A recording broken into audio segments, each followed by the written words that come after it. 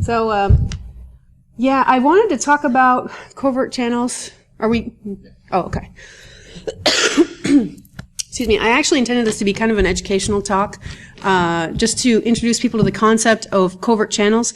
What I see in when I look at covert channel tools, there's a lot of prepackaged stuff out there, and I'll mention a couple of them in my talk. But I see a lot of stuff where we've got these tools that do one very specific thing, but they're not very flexible and they're easy to signature, right? I mean, if we're talking about reducing detectability, we want to reduce the capability to signature that or to be profiled by heuristics. So, I should probably mention, my name is Jennifer Allen. I am the Red Team Manager for Twin State. I've been in some tech jobs. I really love all things hacking. I started coding when I was little and just kind of went from there. I've got some certs. I am a ham radio dork. And that's it.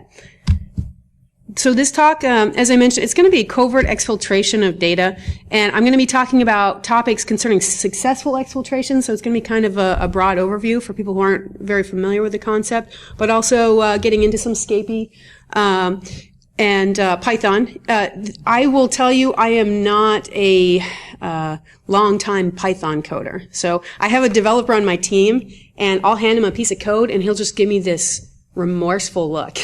I just want to warn you guys, this is pretty raw stuff. He also gives me a bad look when I use Python 2.7. So Python, I'm like, dude, it comes out of the package. It's ready to go. I'm trying to roll some code. Leave me alone. So, the stuff we're covering today, Scapy does actually work for Python 3. I wanted to make this simple so that people who aren't familiar with any of this can just jump into, say, a Kali Linux box and be ready to go and not have to worry about importing extra libraries. Yeah, so you can be, really good and do proper code and use Python 3, just so you know. So this talk assumes not very much experience. It helps if you understand network protocols, because I'm really going to be looking at, some packet captures and talking about the fields in protocols and stuff like that. So if you don't really understand that, you might get a little lost. Hopefully not too much, though. And the next level, like I was saying, this is really going to go into some basics, but I highly recommend you check out covert channels on like Out of Band, air-gapped media. There's some really amazing air-gapped covert channels out there these days. I mean, the things they can make a piece of hardware do that it was never designed to do, like, blows my mind. As well as things like covert timing channels, really subtle stuff, and detection algorithms. So if you want to make a covert channel, you really need to understand how you're going to get picked up, right? So this gentleman here could probably tell us all about that. And then all right. So the Python I'm using in the presentation, again, very rudimentary, but I did throw it up on a GitHub repository just so you can take a quick peek if you want to try it out, while I'm talking. So here's one way to do it. Okay, first of all, why are we hiding? There's a lot of reasons to hide, a lot of reasons to use covert channels. Usually when you say you're using a covert channel, you're either a spy or a bad guy. That's like the two assumptions there. But in reality, you may be an attacker, you may be stealing data. You may actually want to protect intellectual property or some form of data that you can't risk exposure of. You might be subverting security controls. You also might just be attempting to avoid attention. So if you're a person of interest and you want to protect your data or your communications, you may want to not only use encryption, but also reduce detectability.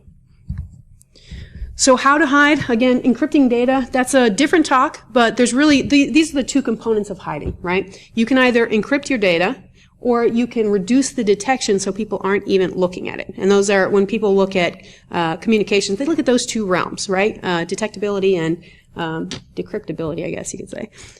So the signature-based detection is what we see in a lot of environments. A lot of the folks I work with, clients and individuals, this is really all that they're doing. They're doing signature-based detection via AV, AM. Maybe they've even got some log correlation in a SIM, something to that effect. You get into some of the bigger organizations, and you may also see some behavioral pattern detections, deviations. They're going to be looking at things on the hosts, accounts, processes, storage changes. They'll be looking at the network, so protocols and endpoints, how the network lives and breathes. And that's what I want you to be thinking about as I go through this talk, is not just saying, well, how can I shove this into a data packet, but understand why you're putting it into one packet versus another, and how the packet should behave, how they should look. Like the teenager who's trying to act normal when they've totally done something wrong, like like walking in the house like past curfew. It's cool, it's fine. I didn't do anything. It's totally fine. So the data types, quantity, as well as traffic. Peaks, user norms, there's a lot that we can identify just by seeing, well, Bob doesn't work from 2 a.m. to 3 a.m. Why is he browsing the web for this one website that doesn't actually exist? That's really weird. So, you're going to want to understand the environment that you're working in and make sure that you know what you're trying to hide from. So there's a lot of existing tools, as I mentioned. There are, covert channels are nothing new. They've been around for a very long time. There are a lot of existing apps that you can download. Some of the concepts in hiding data, steganography, for instance, hiding data within other media. So things like JSteg, StegHide, OpenPuff. There's a whole bunch of yeah, see, you've heard of these. A lot of ways to hide via steganography. Identifying entropy in a file that has been stegoed will give you away, though. So that's something that, if you have a really good heuristic system or signature-based detection, they may identify, whoa, that JPEG is really weird. If you look at these levels here on the least significant bit, something's going on, right? So. Yep. So the next thing that we would look at is prepackaged covert channels, things like iodine, p-tunnel, CCTT. You can Google these. There's lots more. I just grabbed a couple of them as examples. And these are all pre-built tools, so they have a pre-built designation. And the problem with that is that you can't really customize it. It's not as flexible. So what I want to talk about today is build tools where you can more flexibly and dynamically create covert channels, possibly switch communication mechanisms in transit. And there are tools out there for this. So Ettercap is one of them. Scapy is the one we're going to be looking at today. That's actually a Python library. So anyone who likes Python will be familiar with the command prompt in the interactive version. And there's a talk later today about a Python covert channel called Stuffer. So if you guys really are digging this concept, check those guys out. So first of all, covert channels, again, elephants, right? We see elephants. So, that's the obvious, right? This is us seeing, an HTTP packet on the network. Okay. We've got somebody trying to get a website. There's more data here than we really recognize when we initially identify it, though. Our brains are trained to look at a picture like this and pick out key gestalts, right? We're saying, whoa, there's 2 elephants, there's a baby elephant, they're doing something, they're interacting. We begin to relate to it, and we focus in on specific data within the image. So we see 3 elephants. There's another piece of data. If we were really drilling down, we'd say, whoa, that wasn't just elephants, that's 3 elephants. Furthermore, we can also identify that there's more data encoded in this picture. There's a juvenile and 2 adults. No tusks. So we can keep doing this. How many trunks are there? Anyone? How many tree trunks? So the point here is when you look at a piece of data, understand that every single bit, every single aspect, we could look at all of the color values on this picture. We could look at quantities of items. We can look at a lot of information and use that to encode more info than would be immediately identified by the brain, the signature matching mechanism that is looking for specific data to quantify. So this is what we're really going to do when we get into covert channel development. We're going to start by looking at our average network, and we're going to understand pardon me. I knew that was going to get me. We're going to look at the pattern matching that the network brain is doing. So we're going to say, okay, this network has these characteristics. what are they looking for? You know, are they picking out the elephants? Are they picking out the trunks on the elephants? Where does that data recognition end, and where is the void, the black box, where I can put information that won't be noticed? So first of all, we really need to create a baseline. We can do this in a couple ways. So you can say, okay, well, I'm on an IP network. I can use public and research data, right? You can go out there and you can find a lot of information about statistics on an average IP network or any other public protocol that you land in. You can also analyze existing signature sets. So this is a great way of, you know, hitting the masses. If you want to go into a network and get 9 out of 10, go and look at the signature sets for products that are designed to catch bad activity, right? I mean, that's a really easy way of finding those empty spaces within the data. Even better yet, though, is to monitor in the target network and actually start to do a baseline yourself. Start to understand the enemy, so to speak, or the network that you're attempting to breach, or rather move through quietly. So when you think about a network, understand there are so many different ways of detection. You know, we've got IDS and IPS, firewalls, SIM, AVAM, maybe even a user notices something off, right? So if you start throwing packets into an environment and some device catches it and it's like, I don't know what's going on, there's something happening here, we're getting all these packets, we don't want them. A user may call out. NAC, HIDS, all sorts of different host and network-based platforms will catch unexpected behavior. So what we really want to do is identify on the network the largest amount of traffic, right? We're going to look for the level of detectability in the environment. So we see a lot of Ethernet on an average network. We're probably going to see a lot of ARP. We're definitely going to see a lot of IP protocol. I mean, most everything on layer 3 you're going to see is IP.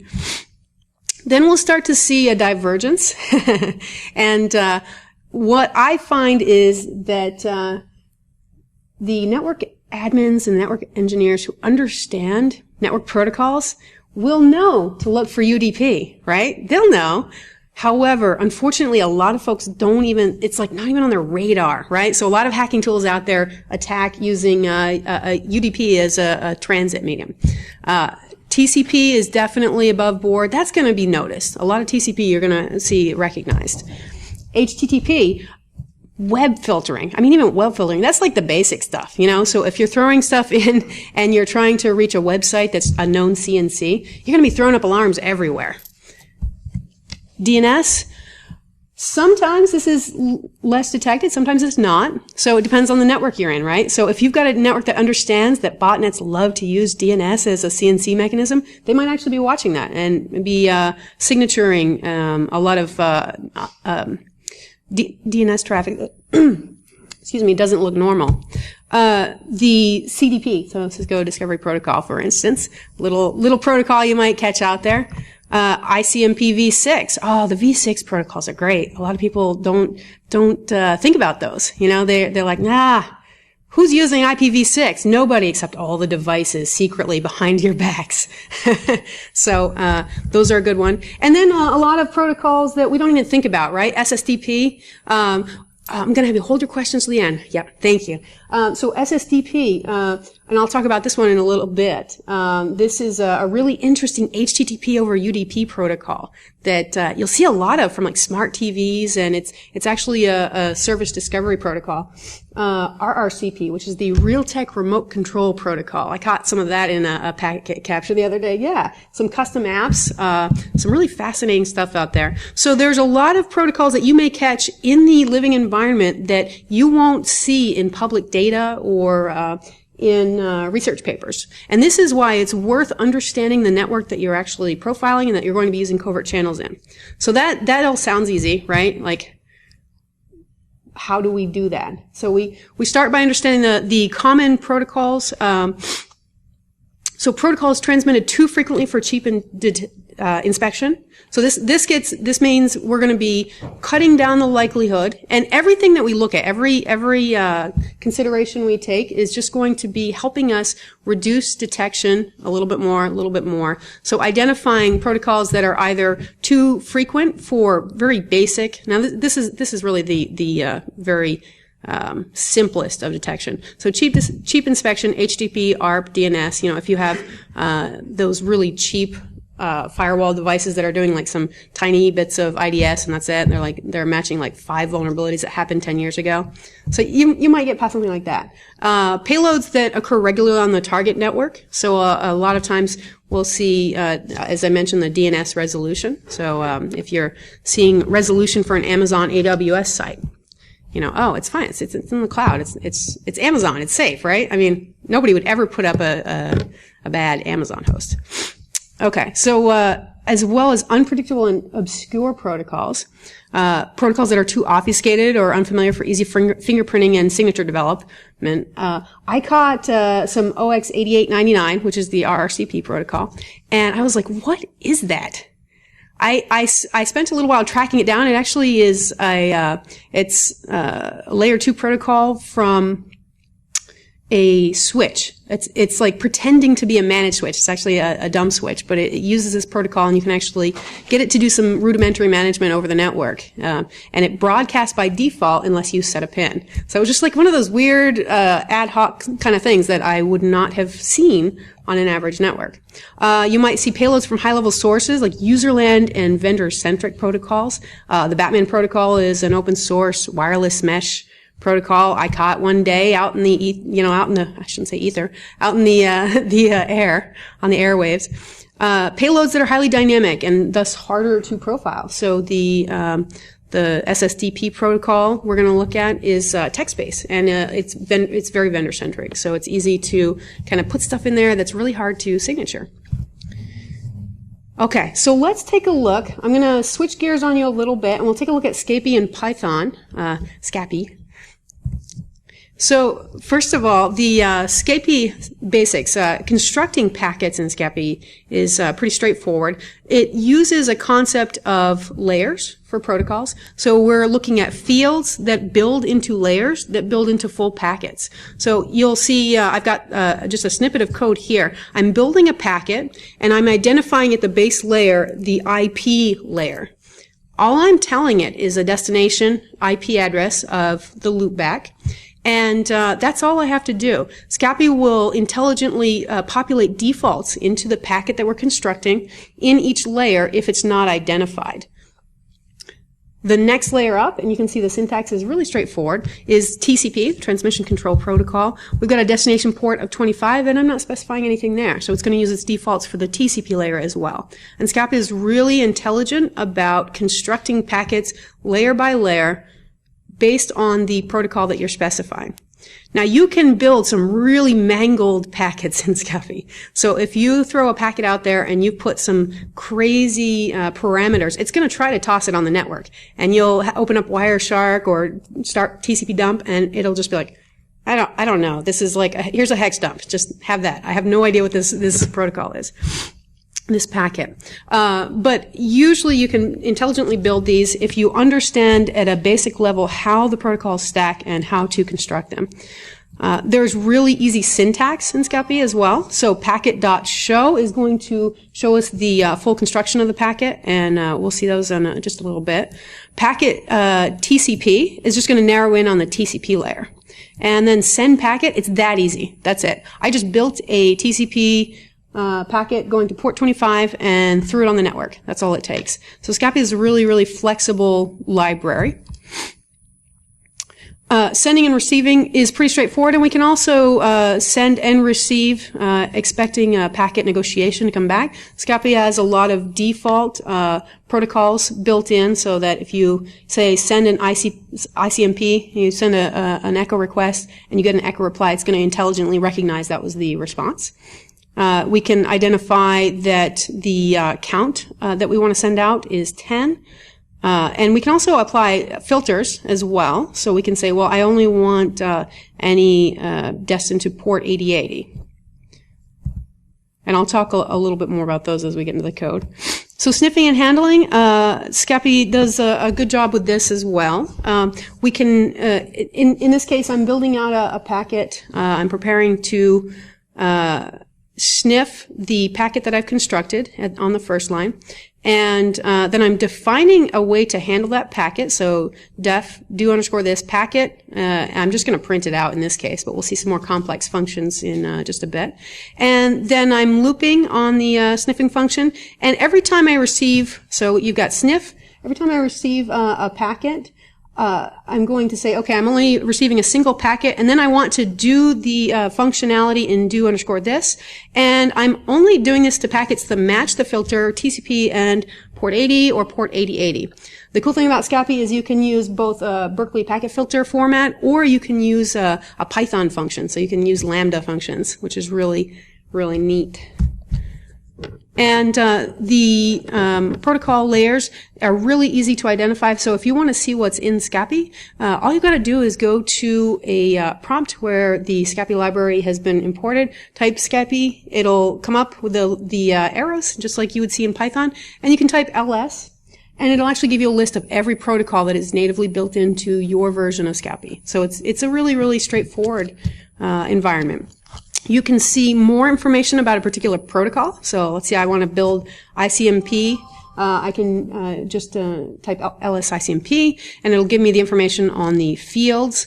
I can also look at sublayers. So if I'm building a DNS packet, and we're going to do that in just a little bit. If I'm building a DNS packet, I can look at the query response section solely, which is going to help us when we start to build the command and control that we're going to be doing in just a bit. One call out, if you're not familiar with the environment, help and ls are definitely your friends. Do check those out, because you can almost always get information, and it has very full documentation online. Okay, so let's get to the covert channel piece. So a few scenarios that I want to talk about, and I'm really going to focus on the firewall and an out-of-band or IoT channel, but we have a lot of situations that we can use to our advantage. So first of all, we've got our compromised host, the sad face on the left, and then we've got Eve on the right, waiting for the covert, either a full covert channel or maybe exfiltration of data. And typically we would be going through a firewall, right? So that's the least desirable situation, because that's where a lot of egress is going to be, analysis is going to be occurring, signature detection in the environment, in a lot of networks. So if we can avoid that, that would be ideal. One way to do this is mobile. If anyone manages a number of networks here, I'm sure you've seen those really annoying mobile devices pop up on the network, and your heart stops for a minute because you're like, oh my gosh, what's it loaded with? How many free apps did this person download? So you have a lot of BYOD in networks these days. You can also use to your advantage the wireless environment. A lot of organizations will have internal wireless as well as external wireless. The internal wireless is typically sitting right in the sweet spot in the internal network.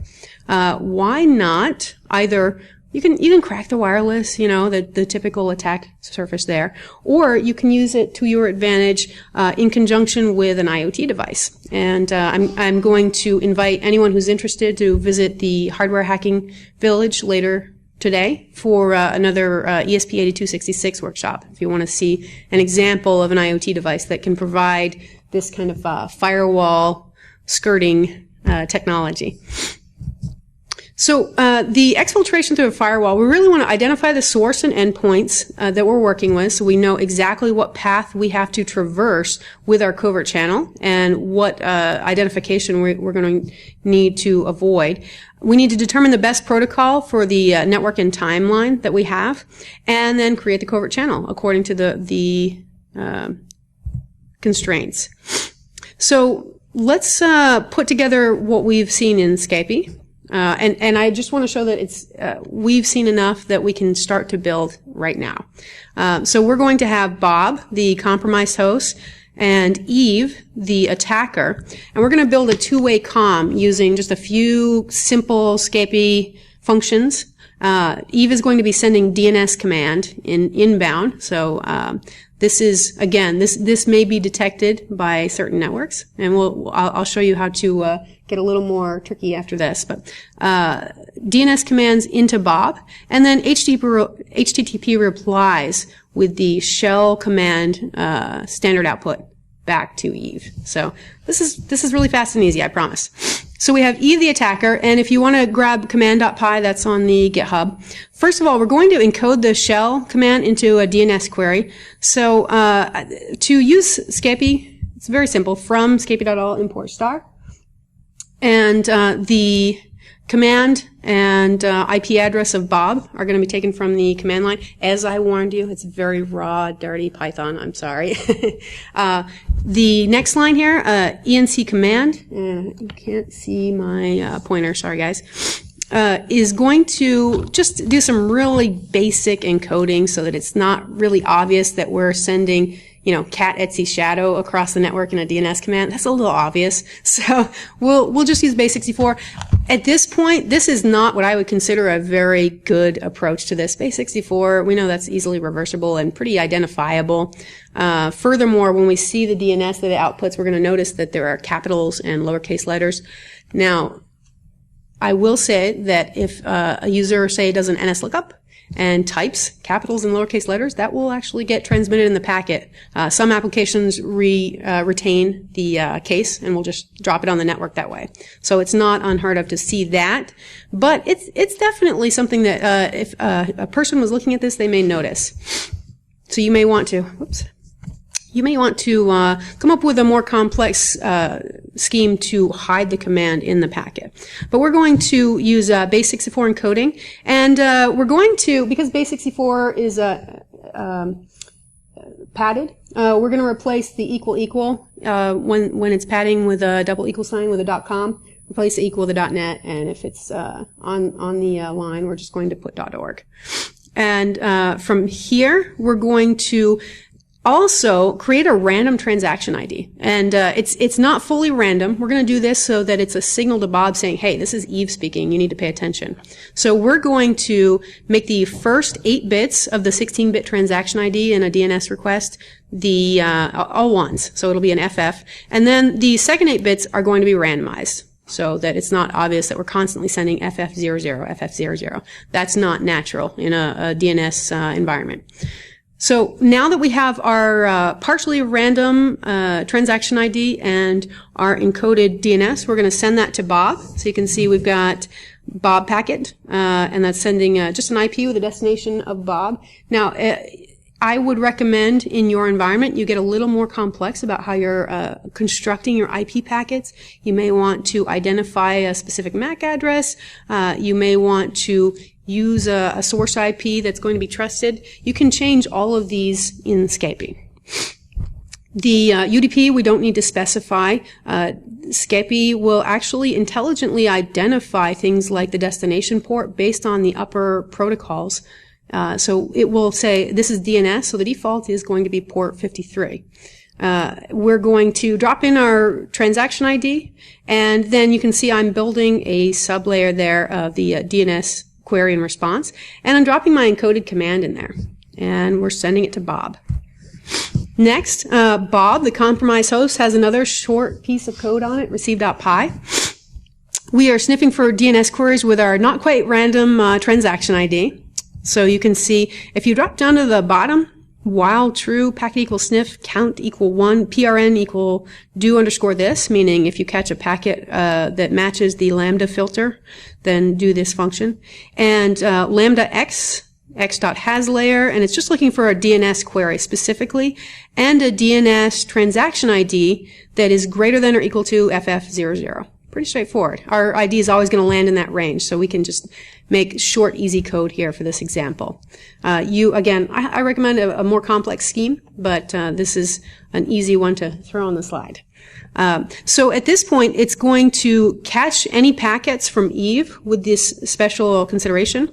And at that point, it's going to grab the packet. You can see that I'm identifying in the PRN, the function, I'm identifying the packet inbound as in packet, and then I'm pulling out Eve's IP from the packet. So Eve can actually jump from one IP to another, and I don't have to let Bob know where Eve's residing, which is convenient if, say, I'm bouncing off of an IoT somewhere in the network, and I'm not always going to have the same IP address. At this point, I'm going to strip the command, replace the .com, .net, and .org with the correct base64 symbols, and then decode the base64 to get the command, and I will drop it to a shell, grab the output, and actually run that. Oops. And I'm sorry, I missed a little bit here. So at that point, I'm going to send the standard output of the shell in an HTTP GET request as well. And I jumped ahead just a little bit. So we've got get string equal, and I'm actually building out a raw HTTP packet at this point that is going to simply create a GET request for /index.php, question mark, AC equal. And this is just kind of like a typical format that you might see in any random web server log. Then I'm dropping the encoded string into, or the output of the command that we ran. I'm re-encoding it so that it's going to be just a big string, and you guys will see this in just a moment. It's going to be a big string of base64. Looks like just a poor coding, like some web designer did some poor coding. So now Eve is going to be sniffing for that, and I've actually extended command.py here. So you can see the added code below. I'm going to be looking for the HTTP, catch Bob's reply, and then parse the output. So I'll be decoding that base64 string, and then I can see the results. So here is the sequence actually occurring. So we've got command.py, and I want to get an ifconfig readout from Bob. So I've identified Bob's IP address and the command I want to send. And you can see in the packet capture of Eve's packet outbound, the command packet, it is creating a DNS request. And you can see I'm looking for awzjb25mawc.net. I'm sure that's a host somewhere. And my transaction ID is FFDF. So this is going to be a note to Bob. Now, first of all, one of the signatures that would catch this right away, just so you guys know, if Bob's not a DNS server or shouldn't be getting DNS queries, that's going to be a gotcha, right? So this is just for an example, so you guys can see Scapy in action. But you want to understand the behavior of your source and endpoints, right? You want to understand, well, what is Bob doing? Is it a workstation? Is it a DNS? Should it be resolving DNS, getting DNS requests? So that's something to keep in mind when you're designing these. So now Bob replies. He's received the DNS command and has created an encoded string, and you can see that's kind of messy looking in Wireshark, but it's requesting get /index.php, and it's sending the variable AC in the request URI. And then Eve decodes. So Eve receives the ifconfig results, decodes that from the response in the HTTP packet, and spits that out to the terminal. So this is really, really basic code, as I said. I would challenge everyone to download a copy of this, get familiar with Scapy, try this out. You can set it up on the same host. You don't have to have two different hosts. See if you can modify the functionality to make this a little bit stealthier in the environment. What we really want to do at this point, though, is use the best carrier protocol, right? So we just saw a basic command and control setup with Scapy and Python, but we want to understand what's running in the environment so we can find something that's a little less likely to be caught. Sending DNS to workstations is not a good idea. Sending HTTP GET requests at 2 a.m. from Bob's workstation is also not a good idea. So these will likely be identified. You want to analyze the traffic in the environment. There's a lot of ways to do this.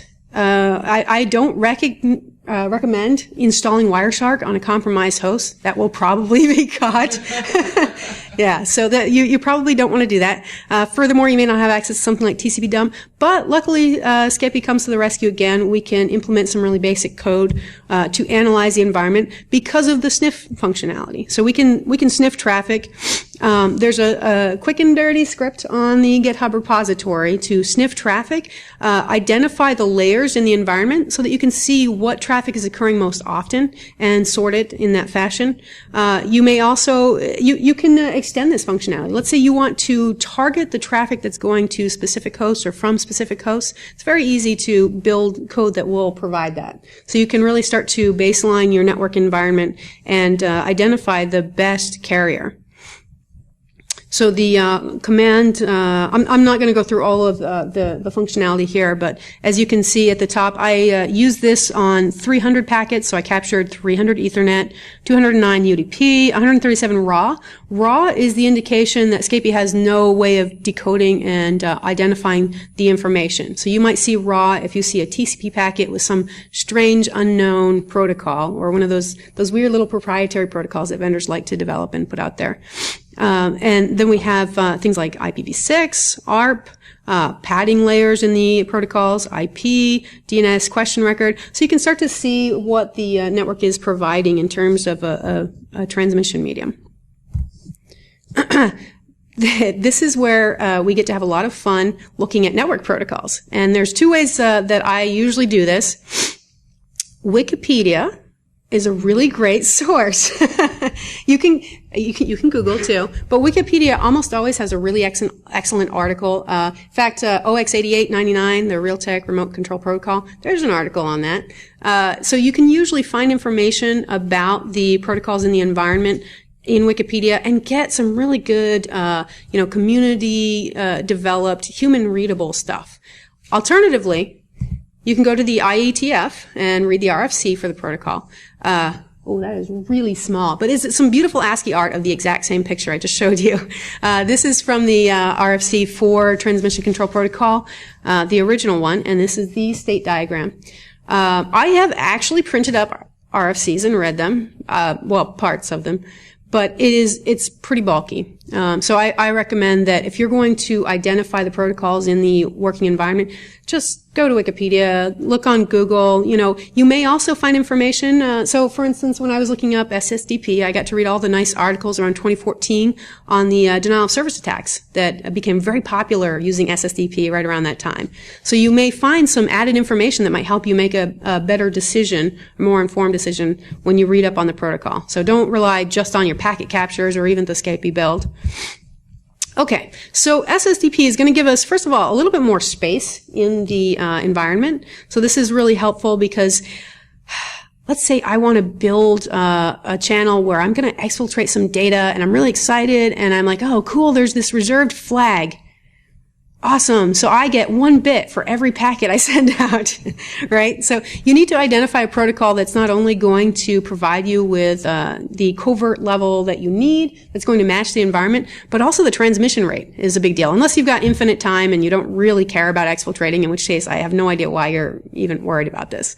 So you want to identify a protocol that's going to give you a mechanism to put less easily signatured data in, less easily analyzed information, and you can start by targeting information that you see a lot of, again, vendor-centric, the more obscure protocols, or the more dynamic protocols.